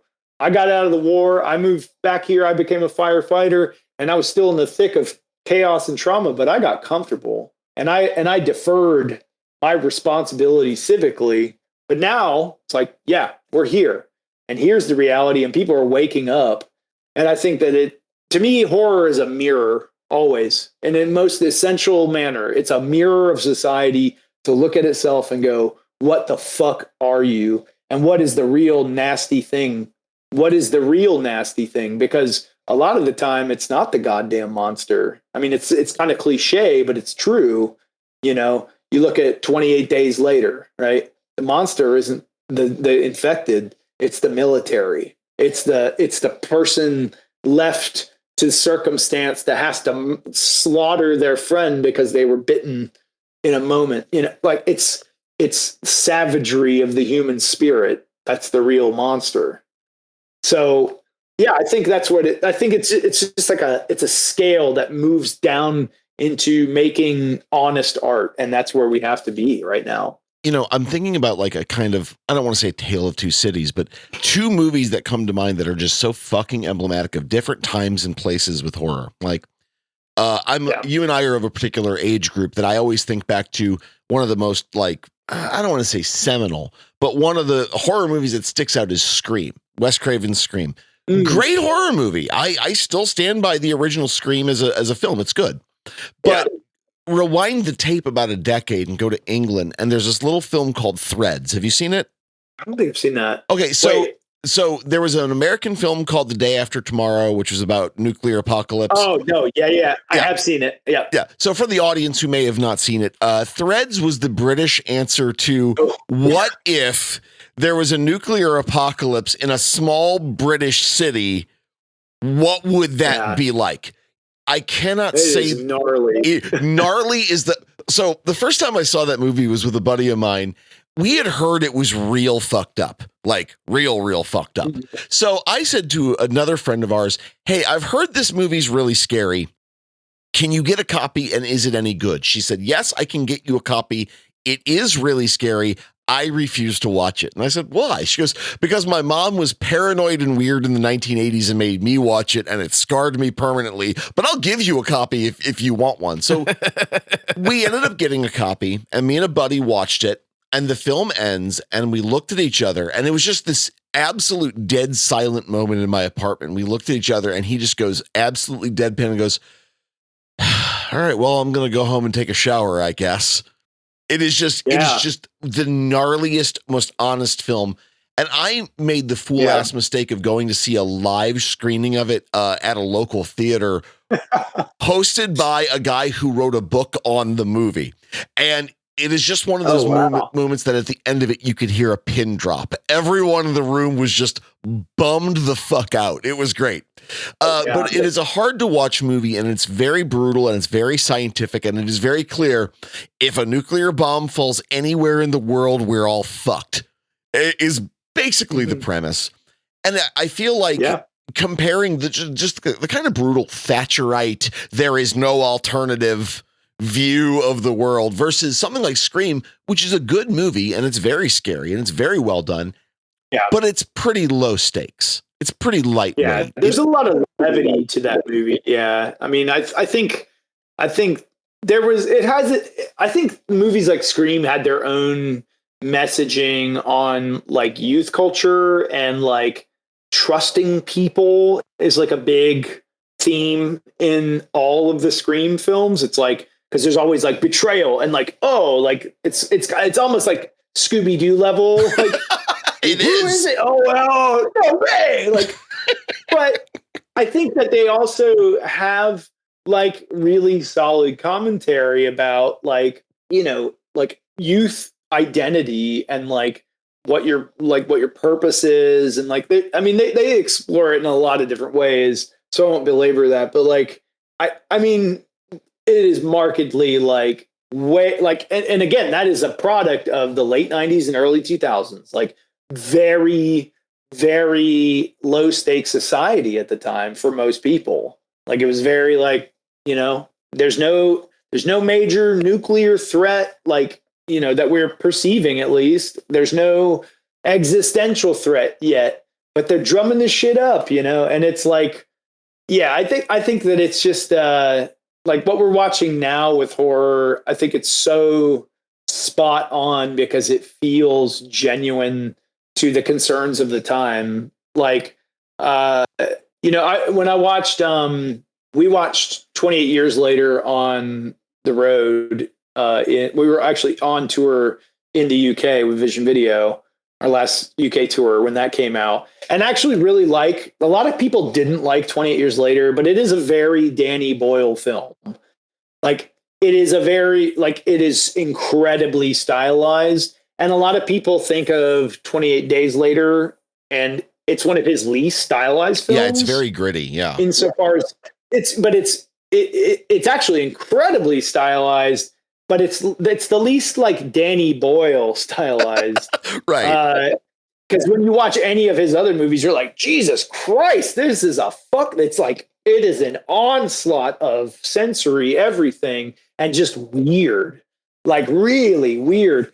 And so I really liked 28 Years Later. A lot of people hated it, but the Bone Temple, have you guys seen the Bone Temple? I have not. It's a fucking masterpiece. And I can't remember her name. I'm gonna have to look it up. But the director is a woman. Bone Temple. Her name is Nia DaCosta. And one of the things I read about the movie before I saw it, and I didn't really watch too much of the previews or anything, because that was like a movie I was like, I just want to go in like not really knowing much. But she said, I am totally obsessed with Danny Boyle movies, but I didn't want to make a Danny Boyle film. I didn't want to replicate something. So she went into with her own approach, and there's a lot of like the fantastical stuff that he did in 28 Years Later, but it is so dark and gritty and real in moments, but it's like condensed into those moments, and it feels like an organic, real world. And the things that it has to say about war and people and society, it's so genius and it's so good. And yeah, it's wild to me how many movies I've seen lately in the horror world that have just been like fucking spot on. Like We Bury the Dead, Australian horror zombie movie, another zombie. This might be the year of the zombies again. That movie fucking blew me away. Like it was the first time in a long time that I've seen any, and I love zombie stuff. Like zombie movies were like one of the first like horror things that really bit me. Goth Dad in action. But like, Romero, like Dawn of the Dead is like one of my top films ever. Like the whole Dead series, the original trilogy is just absolutely incredible. But like, it was the first time that I had seen a zombie on film, and it actually got under my skin and freaked me out. The zombies in that movie are fucking terrifying, and it's subtle because it's not what you think it is all the time. And it's nuanced. And the things that movie has to say about, again, war and death and infrastructure and government failure. I mean, the whole thing, like in the movie, is like the zombies are created because the U.S. government is testing this weapon, and they accidentally blow it up off the coast of Tasmania, and it basically kills everybody on Tasmania. But some people get back up, and they send these people in to deal with it, to like identify like get rid of the corpses that don't reanimate, but also identify the ones that do. And it's just so well done. And it's like, I don't know. I see these like themes recurring and coalescing. A lot of it is around like government failure or like breakdowns of social institution. And that's really interesting to me right now, because that's exactly what we're watching happen. You know, when somebody gets shot in the face by masked government goons who are giving them, hey, conflicting directions, get out of your car, keep going, gun in face, or just getting shot while you're having your legally owned firearm pulled from your waistband after the fact. These are breakdowns of trust. These are breakdowns of societal expectation.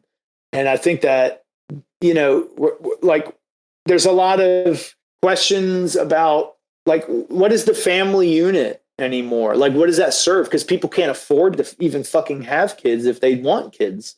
You know, what is the purpose of everything that we do? Like movies like Weapons, you know, that's the whole fucking thing of that movie, is like a breakdown of relations into projection and violence and all these like crazy things.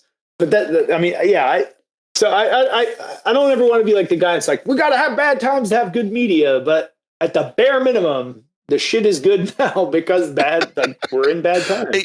It is interesting. I have this kind of running theory about what horror is. And like one of these days, I'm going to write a 9-episode arc that is my grand thesis on horror. But I've had this running theory, and it comes from the fact that I watched a lot of David Cronenberg in the late 90s and early 2000s. Which, for the friends of mine who are hearing this show, I guess that explains some stuff. Sorry about that. But my theory is that horror is ultimately about betrayal. And this is something that, you know, Joe and I were talking about actually just last week, is that, you know, if you take a pen out of your pocket and you drop it 100 times out of 100, it falls from your hand and it hits the floor, right? But what if on time 101, you release the pen and it just fucking hangs in the air? Well, all of a sudden, you now have this betrayal of the rules of gravity, and there's something really upsetting about that. So, like using Cronenberg as the example, typically, on most days, your body wakes up basically the same as it went to bed. Most of the time, your body doesn't start doing weirdly horny tumors.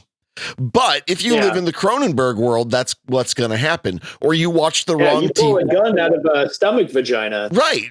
You get the Cronenbergian chest sphincter because you watched the wrong TV show, and now you're a political radical.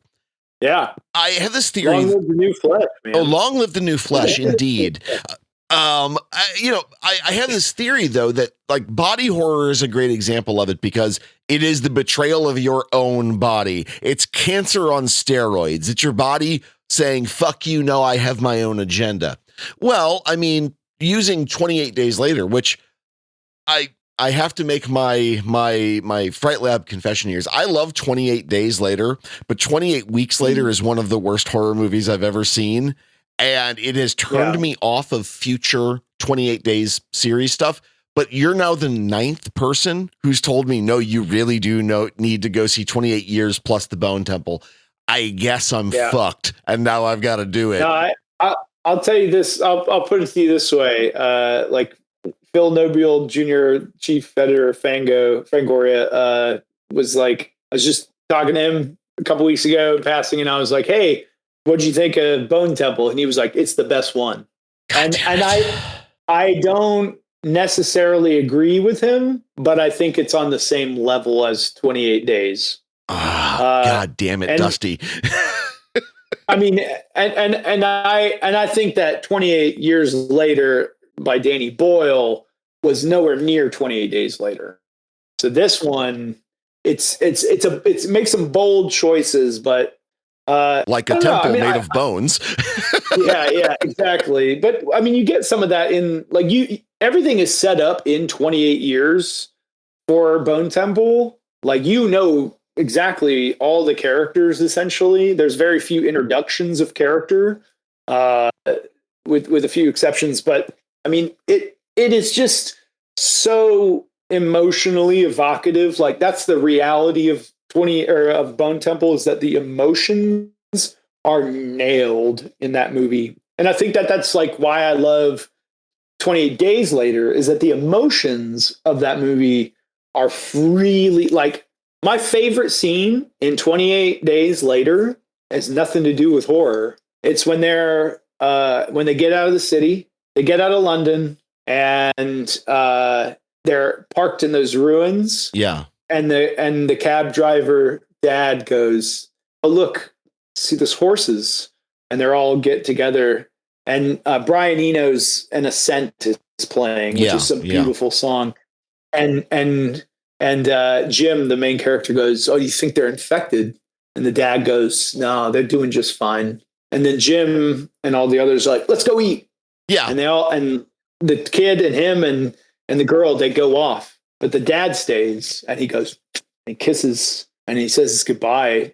And it's like this absolutely beautiful moment of just serenity and just like appreciating that they're still good. And that's the whole point of the movie, is that there's like, he literally says it at the end of the movie. He's like, it's not all fucked. There's so much good out there. And I mean, that movie literally ends, and it's the second favorite moment of that movie is Jim at the very end of that movie. And all he does is he's just got his hands on his head. And it's just Cillian Murphy kind of smiling and looking up as the French jet fighter is flying over. And it's like, like that's the point, is that you don't give up and you fucking fight and you do the right things and you push forward, because that's like what makes us good as humans.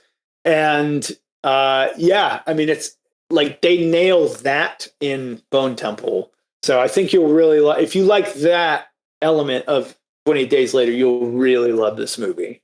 It's so weird that you put it that way, because, you know, we've all heard the joke, blank is the friends we made along the way. There's this incredibly perverse, but incredibly accurate, I think, you know, thinking about like the heavy metal scene, the goth industrial scene, and like horror movie communities. I'm sure you have one in your neck of the woods. We have a really shockingly thriving one here in St. Louis. Mm-hmm. Yes, you have wild interscene bullshit. You have people who are always going to snipe at each other a little bit, but more and more, it really is coherent subcultures. And yeah, some of it is a little silly. Like I go see regular horror movies with the regular group of weirdos.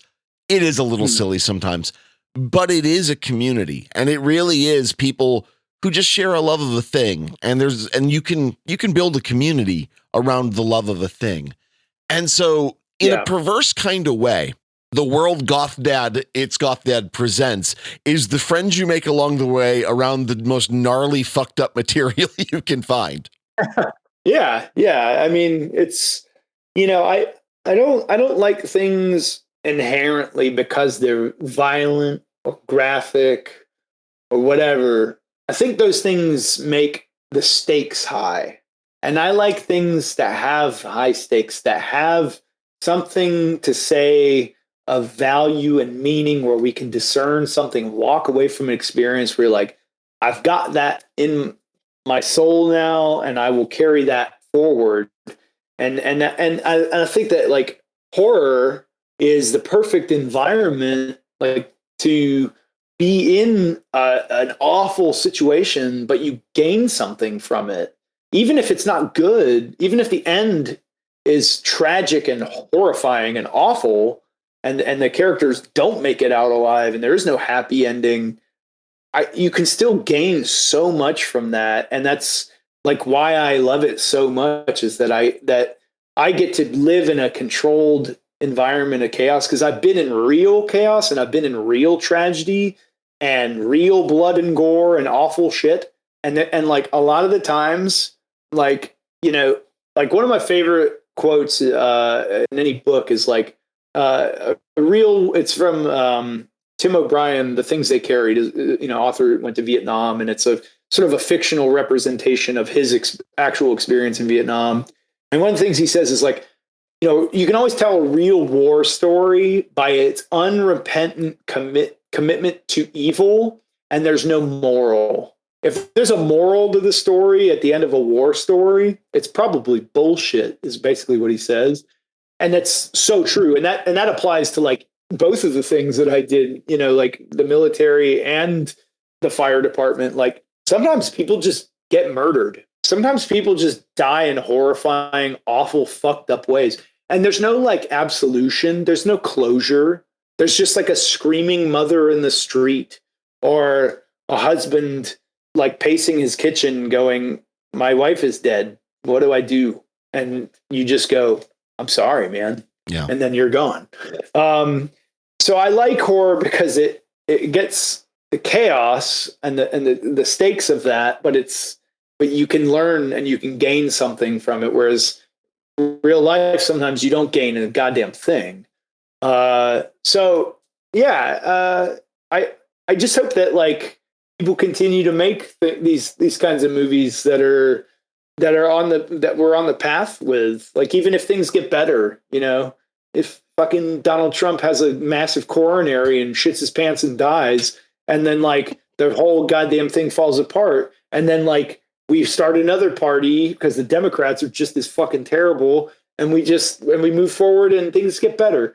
But I hope that people don't stop making things in this realm, especially that like have something to say about like what is going on, because it's just vital. I don't know. I mean, I think it keeps us connected in a sort of like subconscious way to the world when the world is chaos, and the world, like, especially when the world is chaos, especially when it's like so crazy and abstract, and like traditional things are losing their value and losing their meaning and losing their importance. Like we need storytellers to come in and be like, here's what's happening to you, and deliver these things in subtle ways to people so that they can understand the world around them. I do not know how to follow up such a simultaneously dark but incredibly hopeful message. And I guess at the end, as kind of a final point, I guess the thing that I'm thinking about is if you had to choose, I don't want to say gun to your head because we've had enough of that in the world, but you are forced before some cosmic tribunal. I'm gonna steal from Joe here. You are now forced in 2026. You have a horror movie that you have to show the world, and it's a double feature with Joe Wren picking the second film. What are you showing the world? What would you say? The whole planet must now watch. Insert film title.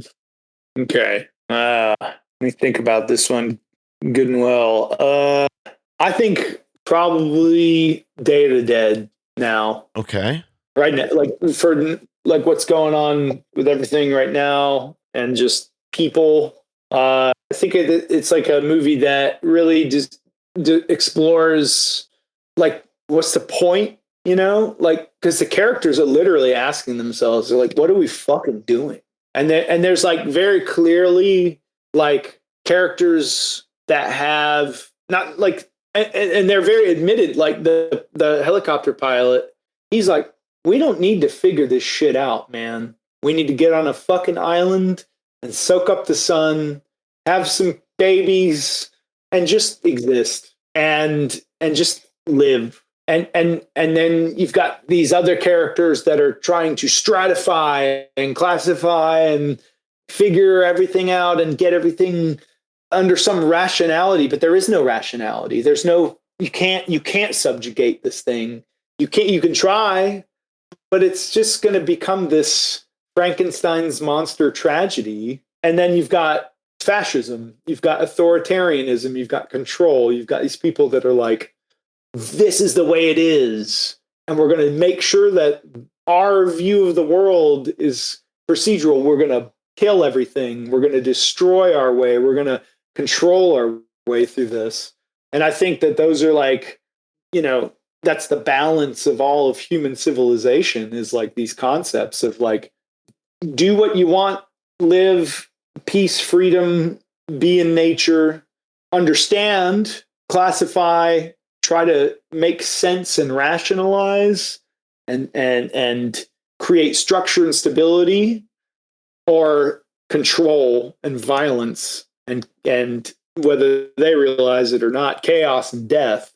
And I think that like we're at I keep hearing this on social media, and it seems like it's almost like a buzzword now, which is a very smart buzzword, but I totally agree. But I keep hearing a lot of people saying we're at an inflection point in the world, in society, in human civilization.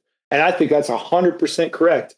And those characters in that movie are at an inflection point, and they are at a place where they've got to decide what the future looks like.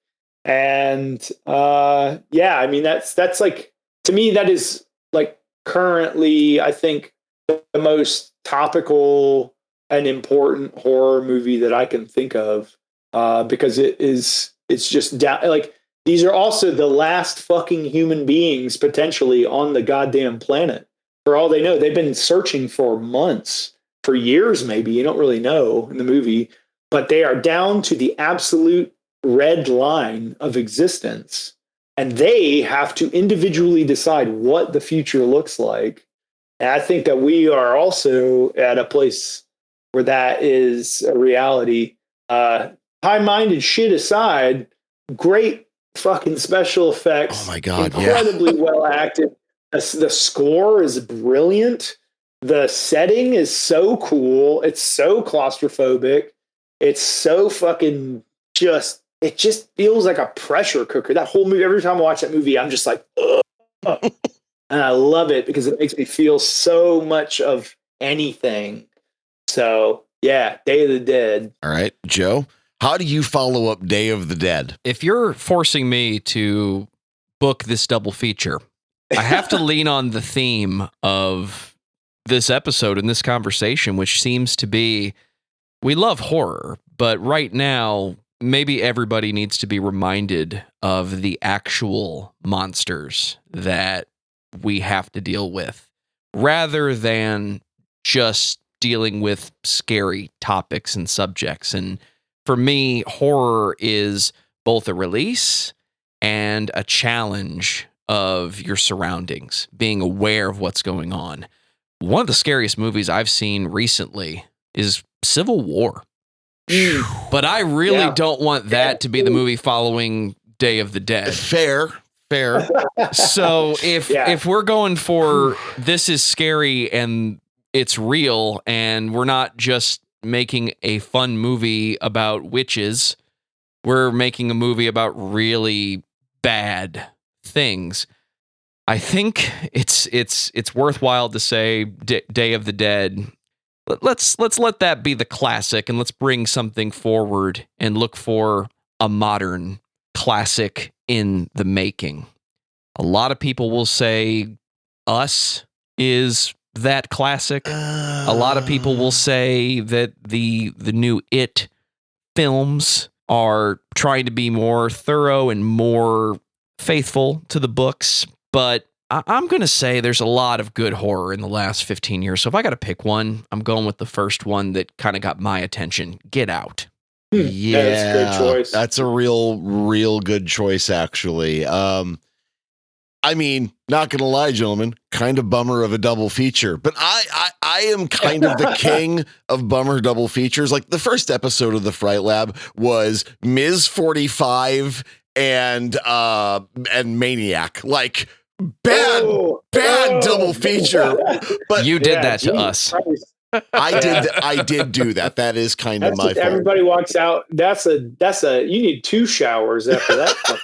What the only thing they're not telling you is one of those showers is pure isopropyl alcohol. Like you are just foul at the end of both of those films. Okay, Lucas, we're making it a surprise triple feature. Please, God, save the audience from therapy. What's the third movie? Okay, how do I save the audience from therapy? Like, okay, so I'm not going to lie. There is a real dickhead part of me that's like, fuck the audience, Skinamarink. But there is another part of me that feels like the way I would follow that up, because you need a little laughter with your revulsion. Brian Usna's Society. Oh man, Yes. That was one of those movies that I hadn't touched in years. Like I saw it in college, I think. And then our local art house was doing their what they call Friday night, Friday night WTF. And they did Society. And I thought, fuck it, I'll go see that. And about 20 minutes into the movie, I walked back out to the bar, and the one of the co-owners is kind of a buddy, and she was like, "You all right?" I'm like, "I need another drink. I am entirely too sober for this nightmare." And she's like, "This one is a lot. I don't blame you." So yeah, I think like I would put Society at the end of that, because I think I maybe spent a lot of time reading like philosophy from the 1960s in Europe. I instantly go like, people do need to see the global big picture, but it's very hard to relate a lot of that to people who are just trying to live day to day, who maybe are a little less online than me. How do you show people it's a big club and you're not in it? How do you show people this is all a spectacle? You're being lied to, and there are people who are like happy to keep you just a dull consumer. And that's not me being like tinfoil hat about it. It's just, no, there really are big disparities in our culture that don't get talked about. And Society, which is one of the grossest horror films I've ever seen. So fucking dude! Shout out to Screamin' Mad George for which I was not really familiar with him. Makeup effects artist from Japan who just like started doing shit and then like got in with like cinema houses in LA because he was so good. He did the Butthead, and he's just this like wacky fucking Japanese guy. And Kimberly from Fangoria, she runs a lot of their social media stuff. She's amazing. I met up with them recently. I met up with Kimberly, Jason, and Phil as they were sorting through some of the stuff for Fangoria's archive, and she had this whole like stack of stuff from Screamin' Mad George, and like was like, "Oh, have you ever heard of this guy?" I was like, "No, this is cool." And like, yeah, he did all this crazy shit, and he's just this like wacky Japanese dude that like just like was good enough to like get in. He had no formal training. He just did stuff on his own. But like, yeah, that movie is fucking wild, and it is. I think that you need to watch that movie twice, like within like close synchronicity of each other. Like you can't just watch that movie and be like, "Yep, that's it." You got to watch it again, because like when I first saw that movie, I saw it like I think I saw it in 2018 or 2019. What a time to watch that movie! I was like, "What the fuck is this, dude?" And then I watched it again during the lockdowns of the pandemic, and I was like, "Oh, okay." The shock of it was no longer like, "What?" Because there's a lot of moments in that movie you're like, "What is happening?" And when you start to like actually infer unless you're like actually an intelligent person, because I'm just like when I watch movies, I'm like, "Oh, okay, cool, this movie good," and I process it later. But when I watched it the second time, I was like, I get it. I see like the actual gravity of this film, and yeah, it's fucking great. It's very, and there's so much levity to it. It is like really horror funny and levity hand in hand, which I think is, a lot of people don't like comedy in horror, and I think it's like salty and sweet. It works so well together when it's done right. When it's balanced, the issue is balance. And like Bone Temple is a great example of that perfect balance. There's some really like funny, like we were in the theater with it wasn't a packed crowd, but it was like well attended, and there like we were all kind of laughing at moments, but it's like kind of very clearly on purpose. But like my number one favorite horror film all time, always, forever is going to be Return of the Living Dead, because it is the most well-rounded horror film, in my opinion, of all time. It's got everything that you want. It's got actually scary stuff. It's got really well acted characters. It's well written. It's well paced. It's got a kick-ass soundtrack. Oh my God, yeah. Linnea Quigley gets naked in it. Oh no, Trash is taking off her clothes again. I mean, again, let's get it to happen a million times. Like it has everything you want, and to me, those are like my favorite horror films. Are always going to be the ones that are just like super balanced. But Society is. I feel like that movie isn't very well balanced. Like conversely, it's not very well balanced, but it's very well done. Mm-hmm. And the point of it is very, very, very, very important because it is a very accurate depiction of like what we are doing in the Western world and what we had been doing. It is also maybe the film that has like it may hit the legal limit of how much KY jelly you can use in one film. Oh, it is God. relentlessly moist. It is. Very few films make me want to reach for the hand sanitizer, but that's one of them. Dude, I like having been like literally my hands inside somebody's like abdominal cavity holding intestines inside of them. Right. That movie is disgusting. Maybe because we're on the tail end of the 2020s, there is this part of me that hopes in the 2030s we get back to horror that is simultaneously gross and horny, the way Society, the way Videodrome. I miss horror making me just feel skeeved out and not emotionally drained. Yeah. I definitely want like a bit of levity to some of the stuff. Like, I mean, it feels like, and obviously nobody's like, there's no consortium of like directors being like, all right, Joe, it's your time to fucking make a funny horror movie. All right. Enough of this shit where we like destroy everybody's emotions. I know a guy with a character on the internet and sweet makeup skills. He's going to just make the audience laugh themselves to death. But I think that, I mean, I would love to see. Please film that, by the way. Just pop out of the sewer like Pennywise. Oh, hi there. Don't threaten me with a good time.